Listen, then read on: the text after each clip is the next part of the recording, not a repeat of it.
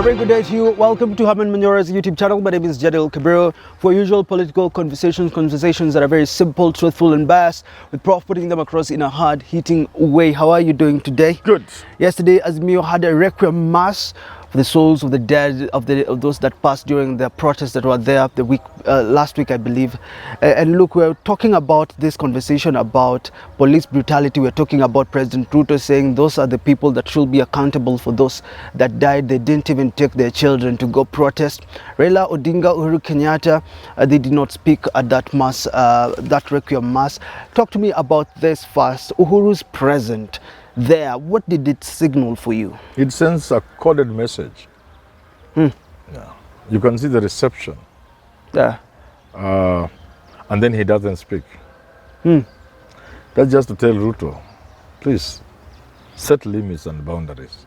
Before you expound on that, tell me first, is he back because President Uhuru Kenyatta has been silent until they went to the sun? Are they the ones that smoked him out, and now we're going to see a different president, former president, back in Kenyan politics? I think he said something when he went to Karen after the so-called raid at his son's house. And he said, when I keep quiet, I don't keep because I'm scared. And the message I think to me he was sending is that you dare me. Yes. You dare me. Continue. And I think there is a sense in which people on Ruto's side do not understand the danger in Uhuru's presence in Mandamano. What's the big danger? What's the big danger if he was there before elections? I've said it before. If Uhuru joined these Mandamanos directly, this Nairobi will be on fire. Does he have I've watched these things. Does he have the support? I have the benefit of having been around for a little while. And I've seen mass action in this country. From the 1990s, when people gathered the courage to face Moi.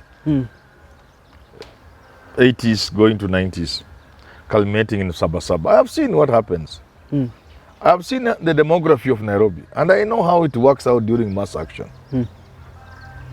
Nairobi is basically those days ODM and PNU.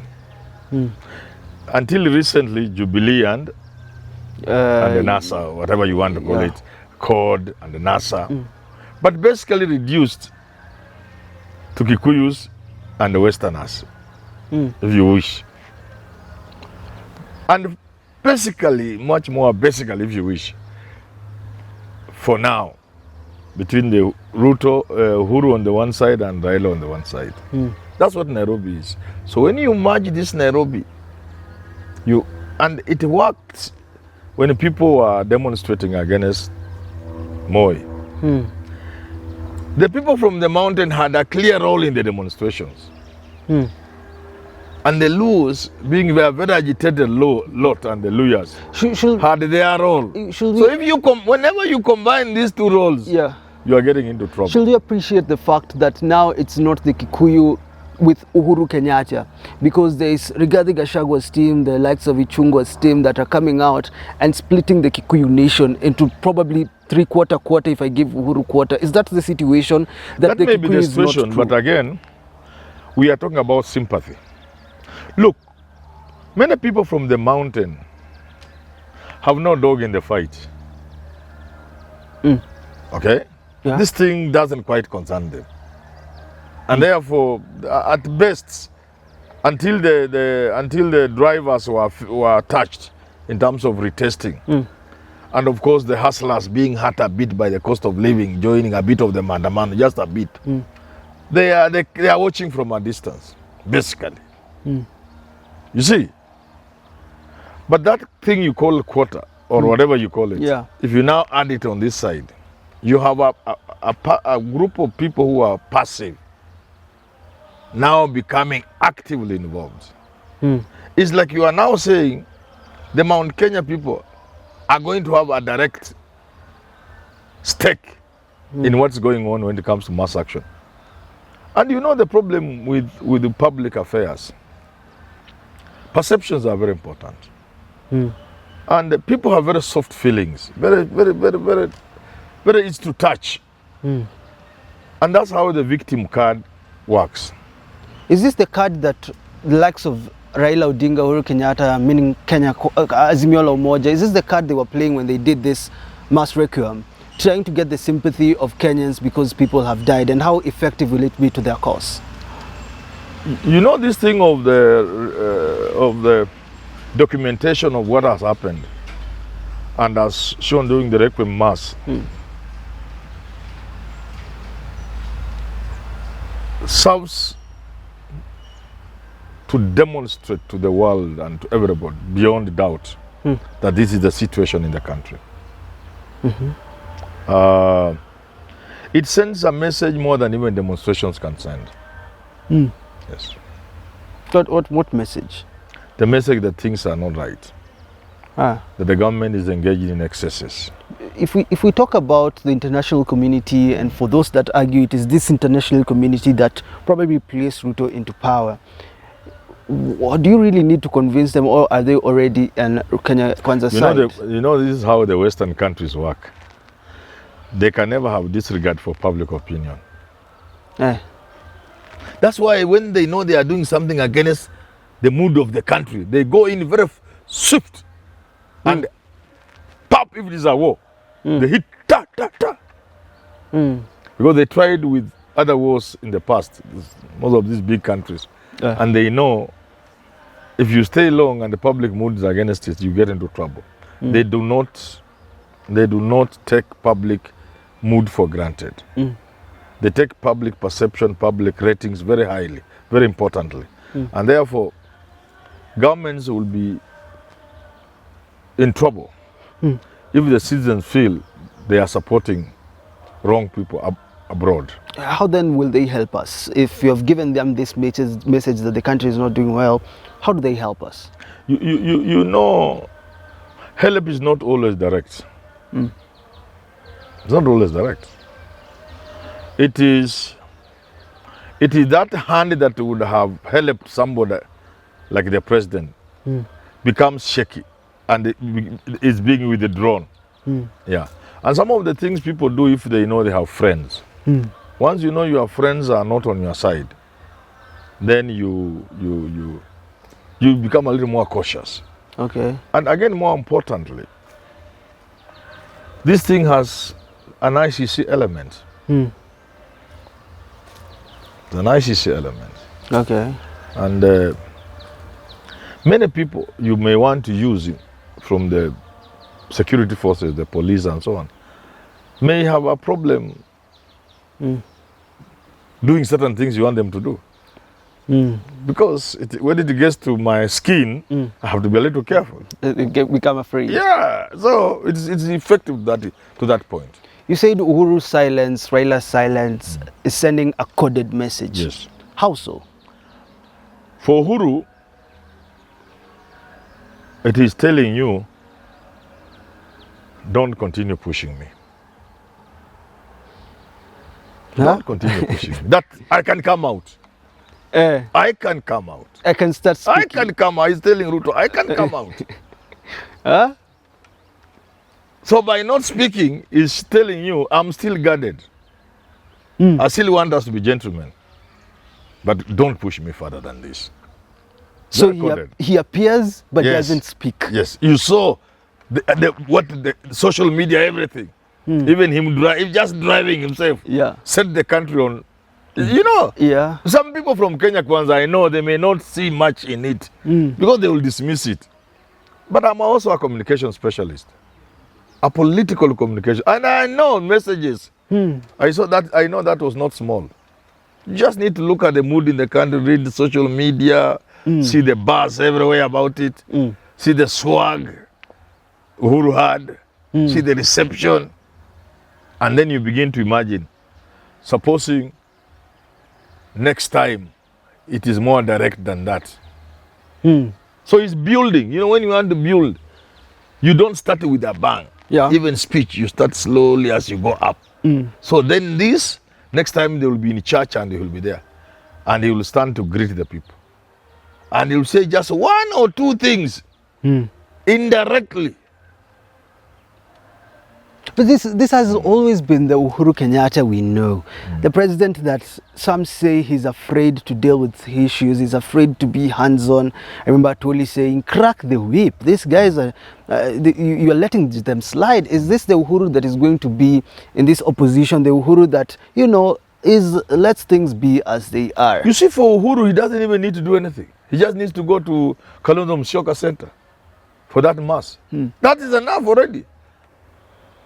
Just saying he supports what is going on is big. Wasn't this a plan by? And you know, some people, one of the vice chancellors I served under for a long time was Professor Gachagua. I think Francis Gachagua. You know, when you go, people forget you. Yeah. But he's still there anyway. But as an old man, he was lazy. He was not like bothered about anything. And it served him so well. When the universities were going on the major strike, there were major strikes, I think 93, 94, and then another one, 203 when Kibaki came, 204. 1 year strike. All these small universities sacked people, did what Gachagua was just watching. They would meet as vice chancellors, talk tough, blah, blah, blah. Magoha inherited a bit of that later. That when vice chancellors have made noise about what we must be tough, others go and sack people, interdict people, remove people from university houses. Gachagua will just watch. Magoha took a bit of that. Sometimes it is a very, I don't know, it's a very strategic approach to management. So you may think Uhuru was lazy. You can add on those other things people add. You may think he didn't know how to run a country, but he finished 10 years. Yeah. And the country was stable, and the country was safe, and things were happening. A lot of things happened in the country. Lots of development, lots of infrastructure development. But you say it's Uhuru's game plan, maybe. But you know, message. there are those like Ruto who can hit, act. But there are those like Kibaki. You just talk and he doesn't even talk. Afadhali Uhuru alikuwa anajibu, Kibaki didn't talk. Yeah. You just make noise, you talk, you bang chairs. It's like he's not there. But he knows after some time, the things you are talking about will just die. But if it's a coded, just sort themselves out. If it's a coded message, why didn't Raila speak? Why didn't I If Raila spoke, it will have forced Uhuru to speak. People would have been asking, oh, so Uhuru didn't want to speak. But when both of them don't speak, fine. Oh. But we read under that, we know it is Uhuru who didn't want to speak. And for that to look natural, then Raila wasn't going to speak. It's natural that both of them don't speak. We've just come for this mass. So it's natural. But we know it's not natural. The intention is that Uhuru does not speak. And that silence speaks more than words. It simply sends a message to Ruto. Let's not cross this line. Let's remain this side. I want to remain a gentleman. What role does the president, former President Uhuru Kenyatta, play in the political or the stability of this country when you look at these current times? What role does it? I think for me, I've been very clear.